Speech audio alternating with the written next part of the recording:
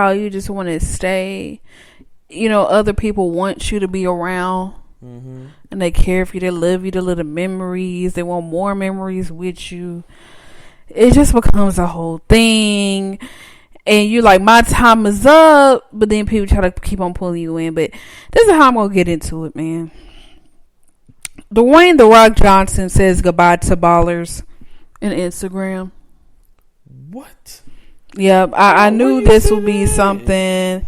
Yeah, that'll really touch your heart because... That's my show. Exactly. He says, thank you all for this absolutely amazing 5-year ballers run and cheers to dreams that don't come true. I played some characters over the years that I've been anchored deep in my DNA. I have had each of a time playing this dude who was actually based on my life. If I hadn't failed at my dream of playing in the NFL, last show ever airs tomorrow night, Sunday on HBO. The Rock is the busiest guy in Hollywood and has a ton of projects lined up. So it's not like Johnson's star is in the wane of the slightest. He's got the Jumanji sequel coming up out this fall, and the trailer for the latest joint, Jungle Cruise, which I have NC'd on, just dropped. So goodbye, Spencer. Hello, Frank. See, I don't know how I feel about that. I see. You were so distraught about this. I am, because that's my show. Like, I see where he had that, but... And then he was just going into the Chiefs too. It's like everything coming together for you. Him owning the Chiefs team and everything like that. And now it's like kaput. I'm wondering, like, is it the ratings not? But you know how I felt about that with what was that show? That basketball show. What? Remember we saw it, Ballers, and then there was the other show. Remember? Survivor's Remorse. Oh my gosh, yes! I was pissed off. And they just cut that. That was my show more than Ballers. Ballers was always your number one. My number one. My number one was Survivor's Remorse. It was, but you just switched up. No, I like both of them. No, you did not, because when I asked you, okay, your thing changed because you literally said when I asked you, because we were going over this, bro. We said Power, Survivor's Remorse, or Ballers, and you said Power first, Ballers, then Survivor Remorse. Now you switching it tonight, boo. I guess whatever you say. At the end of the day, I liked all three. Mine was Power, Survivor Remorse. But now, no, actually, it was Survivor Remorse and Power. I'm not gonna lie. My heart is hurting because I'm losing Power. I've already lost Survivor's Remorse, and you telling me now I'm about to lose Ballers, man? Come on, man.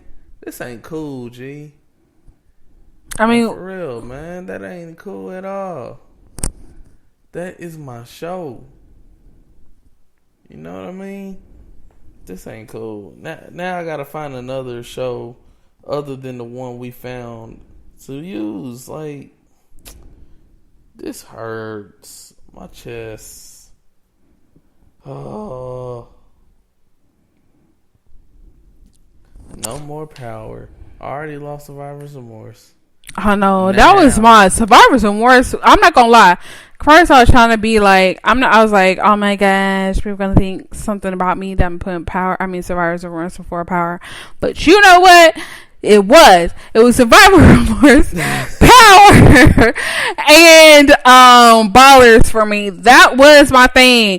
And you know the reason why Power kind of got pushed down, because their very first seasons, they were popping. And I don't know now. I mean, they're pretty good, but not as much as I would like. So it has been a decline. But you know what? We're talking about, goodbyes and everything like that. Well, DMX is heading back to rehab and cancels his concerts.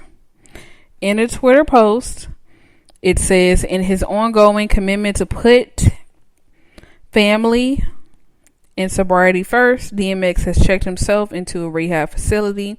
He apologizes for his canceled shows and thanks his fans for their continued support. Congratulations, dude, man.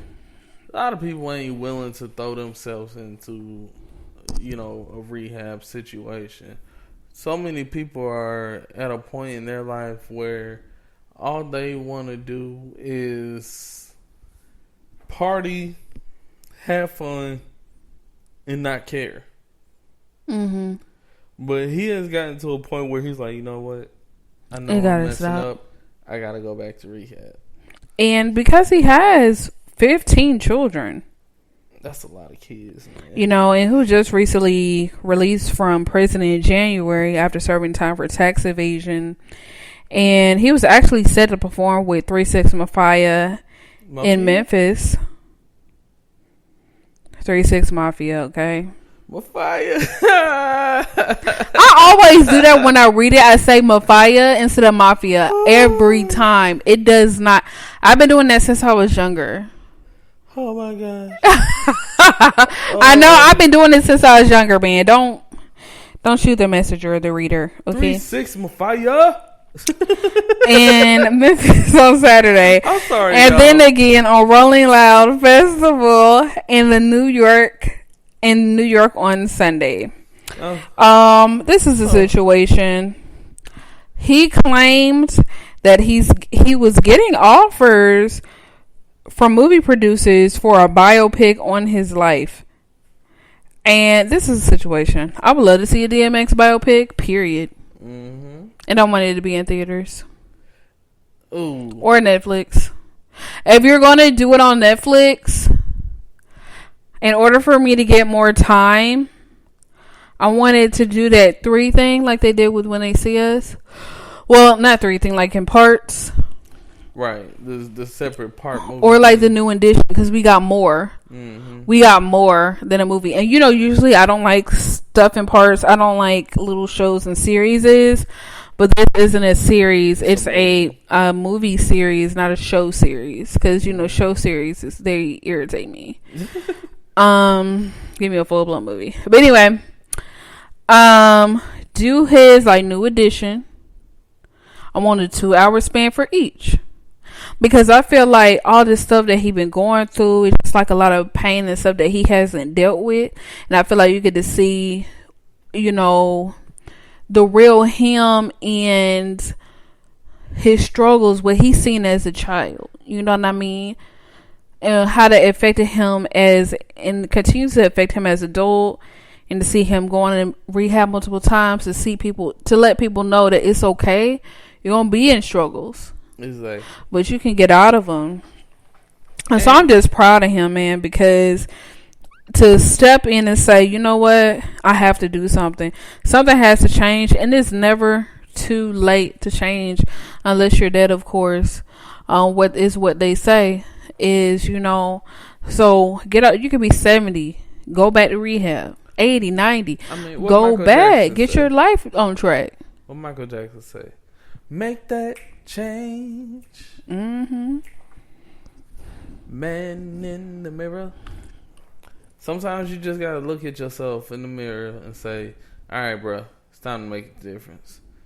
I can't be the same person I was. So at the end of the day, I say congratulations.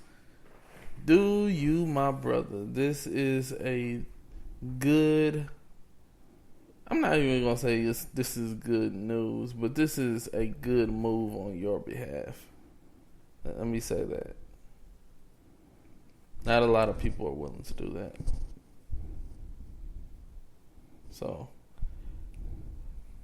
speaking of things that people are not willing to do, Cher is not a Cher fan. And she does not want to hear her own voice. I mean, I feel her on that. Like, even when it comes to the recordings and stuff, our podcast, I don't want to hear it. I just wanted to go out in the universe and you guys just digest it. I always been like that. Mm-hmm. Even when, like, you know how you sing,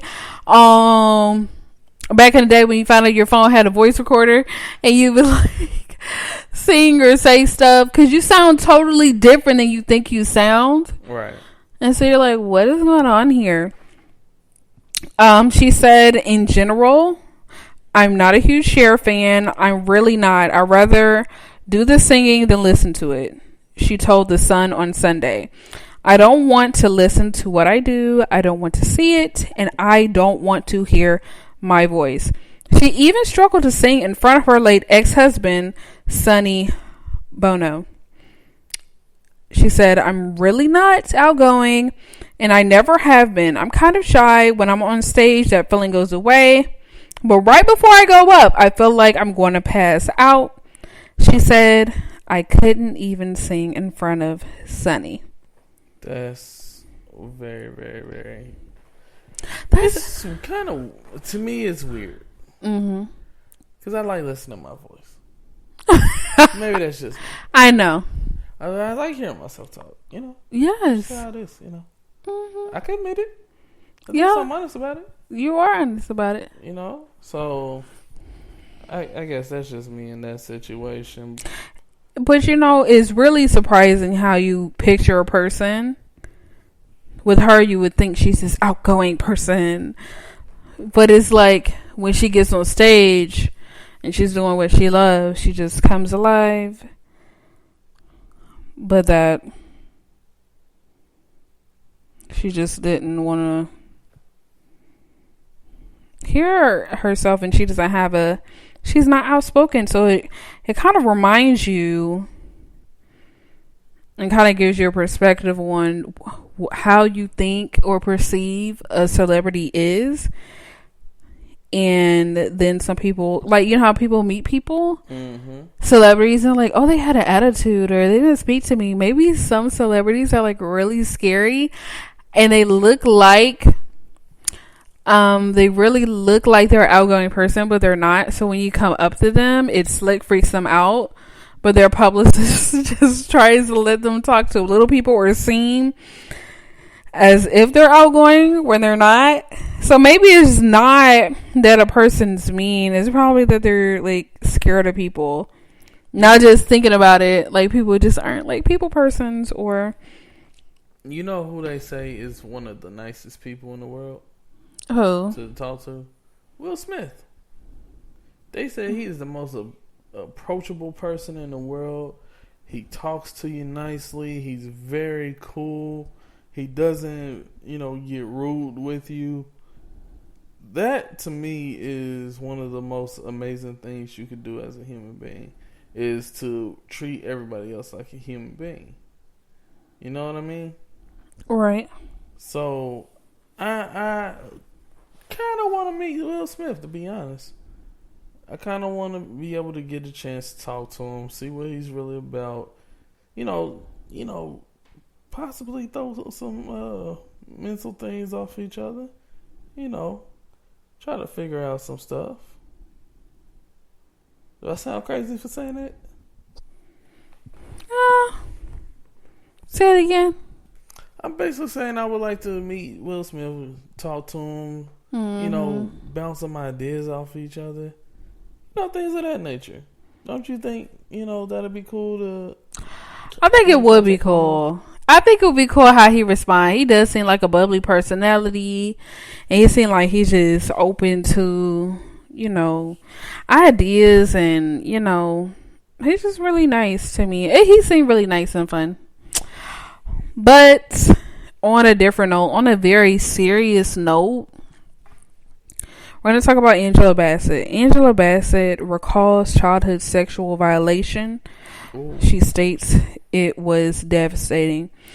The actress revealed that when she was a young girl, her mother's boyfriend entered her room one night while she was sleeping and fondled her breast.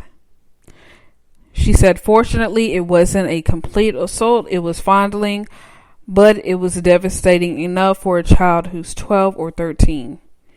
Basset told reporters at the event on Sunday afternoon. Basset said she was grateful that her